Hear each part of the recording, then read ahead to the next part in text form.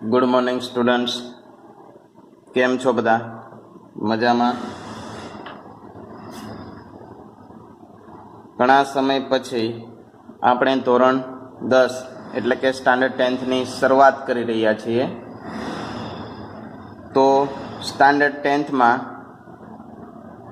સૌ પ્રથમ આપણે કેમેસ્ટ્રી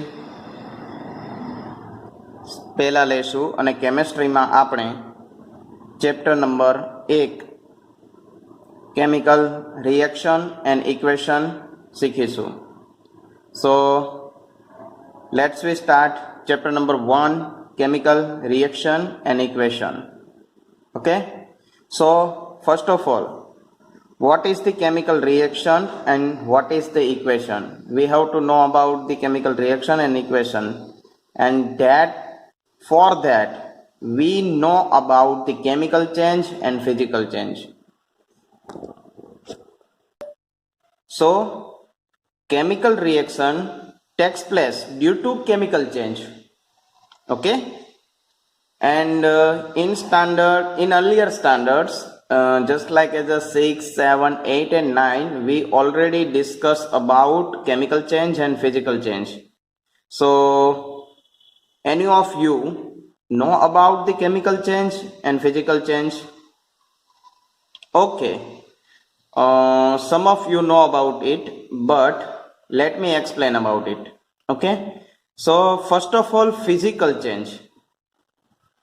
Okay, physical change क्या होता है? तो फिजिकल चेंज उसे कहते हैं जिसमें साइज एंड शेप, कोई भी सब्सटेंस है उसका साइज एंड शेप चेंज होता है एंड कोई नई चीज नहीं बनती है. समझ में आया? आपको याद रखना है कि जब भी आप कोई प्रोसेस करते हो, means whenever the process is take out, no new substance is formed. That is called as a physical change. And how can we identify physical change? By change in size and shape. Okay, तो आप बोलोगे कि sir examples क्या है जिससे हम इसे better समझ सकें. तो मान लो कि मेरे पास एक कागज है और कागज को मैं पूरा उसे सिकोड़ दूं, मतलब उसे पूरा, आप जैसे उसका एरोप्लेन बनाते हो या तो उनमें से कोई आर्ट्स के मॉडल, क्राफ्ट के मॉडल बनाते हो, तो क्या होता है? कागज का कागज ही रहता है, कोई नई चीज नहीं बनती है. मतलब क्या हुआ? मटेरियल जो है वही रहता है, उसमें कोई चीज नई नहीं होती है, सिर्फ उसका साइज या तो शेप दोनों चेंज होते हैं. समझ में आया? उसे हम क्या कहते हैं? Physical change. अब बात आती है केमिकल चेंज की. तो केमिकल चेंज किसे कहते हैं? तो हमारे आसपास जो भी सारी चीजें आप देख रहे हो वो या तो केमिकल चेंज से होती है या तो फिजिकल चेंज से होती है. समझ में आया? तो फिजिकल चेंज का तो हमने देख लिया कि कोई नया सब्सटेंस तो बनता नहीं है और उसका सिर्फ क्या चेंज होता है? Size and shape. उसे हम क्या कहते हैं? फिजिकल चेंज कहते हैं. लेकिन केमिकल चेंज इसके ऑपोजिट है. तो केमिकल चेंज किसे कहते हैं? A change in which new substance are formed. मतलब ऐसा चेंज जिसमें नए सब्सटेंस बनते हो, कोई नई चीज ही बनती है, उसे हम क्या कहेंगे? क्या कहेंगे? Chemical change. ओके, नई चीज बनती है तो उसे हम कहेंगे केमिकल चेंज. और केमिकल चेंज को किससे रिप्रेजेंट किया जाता है? केमिकल रिएक्शन से. किससे रिप्रेजेंट किया जाता है? केमिकल रिएक्शन से. इसीलिए हमें इस चैप्टर को पढ़ना चाहिए. समझ में आया? इस चैप्टर का इंपॉर्टेंस क्या है? क्योंकि हमारे आसपास जो भी केमिकल चेंजेस होते हैं वो किसकी वजह से होते हैं? Chemical reaction. और केमिकल रिएक्शन को हम किससे रिप्रेजेंट करते हैं? इक्वेशन से. इसीलिए ये चैप्टर हमें पढ़ना है. ओके, तो फर्स्ट ऑफ ऑल हम चालू करेंगे कि केमिकल चेंज क्या क्या था. तो जैसे आप कुकिंग बोल सकते हो, तो कुकिंग में क्या है कि आपके जो इंग्रेडिएंट्स है वो अलग है और आप जो नया कुकिंग है, कुक्ड फूड, यानी कि रॉ मटेरियल अलग होगा और फाइनल प्रोडक्ट अलग होगा, मतलब नई चीज बनती है. समझ में आया? यानी कि cooking is a chemical change. जैसे रस्टिंग ऑफ आयरन है, समझ में आया? जैसे आप लेमनेड बनाते हो, नींबू पानी, lemon water, that is what? It is chemical change because in the raw material it is water and after chemical change it becomes lemon water यानी कि lemonade, तो उसे हम क्या कहेंगे? chemical change। ओके, तो हम अभी इस चैप्टर की शुरुआत करते हैं। तो सबसे पहले हम डेफिनेशन देखेंगे केमिकल रिएक्शन की। The process in which new substance with new properties are formed from one or more substance is called as a reaction। चलो इसका मतलब समझते हैं, इसका मतलब क्या है? क्या बोला है? Process in which new substance with new property are formed. मैंने आपको बोला था केमिकल चेंज में क्या होता है, एक नई चीज ही बनती है और उसकी जो प्रॉपर्टी होती है वह अलग हो जाती है। चलो फिर से एग्जांपल लेते हैं कि हमारे पास पहले वाटर था, तो वाटर और आप जो नींबू पानी पीते हो, दोनों की प्रॉपर्टीज आप अगर देखो तो दोनों चेंज हो गई है। देखो वाटर की प्रॉपर्टी क्या है कि वो टेस्टलेस है, और आप लेमनेड की करो तो आपको क्या लगेगा? थोड़ा सा खट्टा, थोड़ा सा मीठा। जैसे जैसे आप उसमें कंटेंट्स ऐड करोगे उस हिसाब से उसकी प्रॉपर्टीज चेंज होती जाएगी। मतलब क्या हुआ? New substance with the new properties are formed. किस में से बनता है? फ्रॉम वन और more substance is called as a chemical reaction.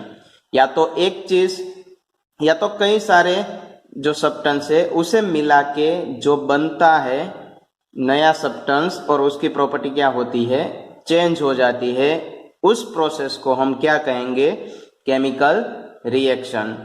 और इस केमिकल रिएक्शन में substance which take part in the chemical reaction, मतलब केमिकल रिएक्शन में जो भी सब्सटेंस टेक पार्ट्स होते हैं उसे हम क्या कहेंगे? रिएक्टेंट्स कहते हैं। यानी कि raw materials always called as a reactant.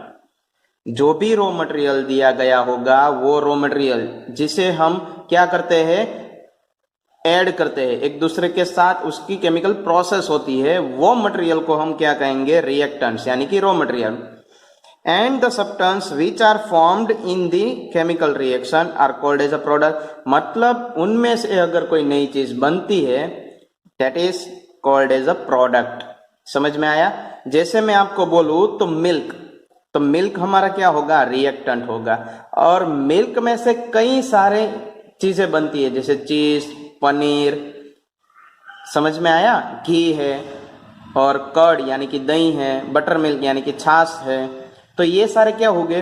Product है, इसीलिए हम उसे क्या बोलते हैं? मिल्क प्रोडक्ट बोलते हैं। तो यहाँ पे जो मिल्क है उसे हम क्या कहेंगे? रिएक्टेंट। और जो घी है और दही है, कर्ड यानी बटर मिल्क, छाछ और चीज, पनीर, इन सबको हम क्या कहेंगे? प्रोडक्ट, यानी कि हम उसे मिल्क प्रोडक्ट कहते हैं। समझ में आया? जैसे यहाँ पे है, देखो ये फोटोसिंथेसिस का इक्वेशन है। तो फोटोसिंथेसिस में आपको पता है कि carbon dioxide and the water combine in the presence of sunlight and chlorophyll forms glucose and release the oxygen. तो यहाँ पे देखो ये दोनों एक दूसरे के साथ केमिकल रिएक्शन में टेक पार्ट करते हैं, तो इसे हम क्या कहेंगे? रिएक्टेंट्स कहेंगे। और जो ये दोनों नई चीज बनती है, जैसे यहाँ पे ग्लूकोज एंड ये ऑक्सीजन, उसे हम क्या कहेंगे? प्रोडक्ट कहेंगे। समझ में आया? तो जो इक्वेशन के लेफ्ट हैंड साइड होंगे उसे रिएक्टेंट्स कहते हैं, और इक्वेशन के राइट हैंड साइड है उसे हम क्या कहेंगे? प्रोडक्ट। ओके, तो उसके एग्जाम्पल में हम आगे बढ़ते हैं। तो उसके एग्जाम्पल में है डाइजेशन ऑफ फूड। ओके, क्योंकि वो केमिकल प्रोसेस होती है, क्योंकि जो भी हम खाते हैं वो क्या होता है? ग्लूकोज के फॉर्म में होता है, और वो सिंपल फॉर्म में क्या हो जाता है? डिवाइड हो जाता है। मतलब जैसा हम खाते हैं वैसा ही पेट में वो ही नहीं रहता, उनमें से कई सारी चीजें अलग हो जाती है। That's why digestion of food is called as a chemical reaction. Respiration है। रेस्पिरेशन क्यों? क्योंकि हम श्वास में क्या लेते हैं? ऑक्सीजन, और बाहर क्या निकालते हैं? Carbon dioxide. तो आप यहाँ पे देख सकते हो कि हमने लिया था ऑक्सीजन और बाहर निकालते हैं कार्बन डाइऑक्साइड। मतलब देखो नई चीज बनी, new substance with new property. यहाँ पे बोला था ना, new substance with new property. Okay, तो इसे हम क्या कहेंगे, chemical reaction. Rusting of ion, वो भी हमें पता है।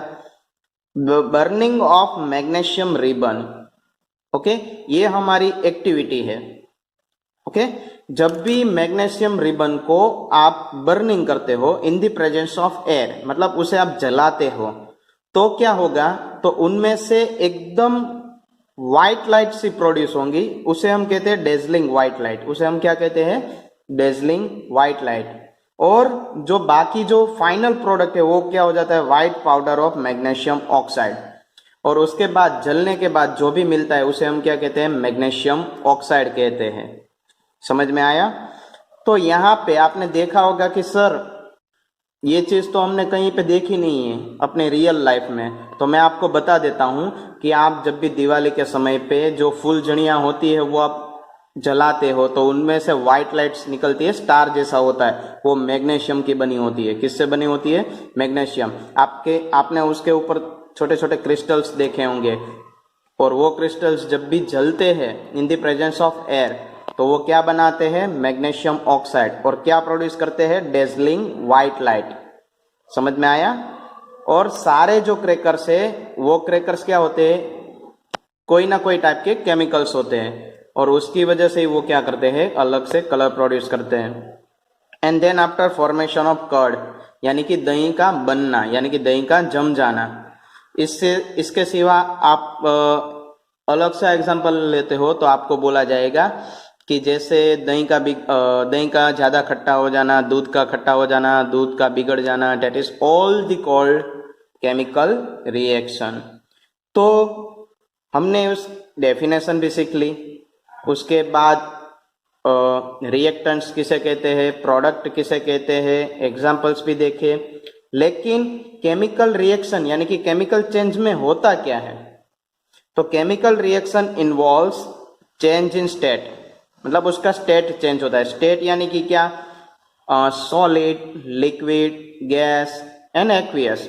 समझ में आया? क्या क्या आएगा, solid, liquid, gas and aqueous, मतलब उसका स्टेट चेंज हो जाता है। Okay, change in colour, colour भी चेंज हो जाता है। देखो आप लेमनेड का, आप वाटर का कलर देखो और लेमनेड का कलर देखो, थोड़ा चेंज हो जाएगा।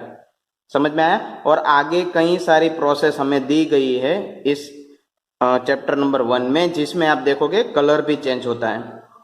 Then after change in temperature, उसका टेम्परेचर भी चेंज होता है।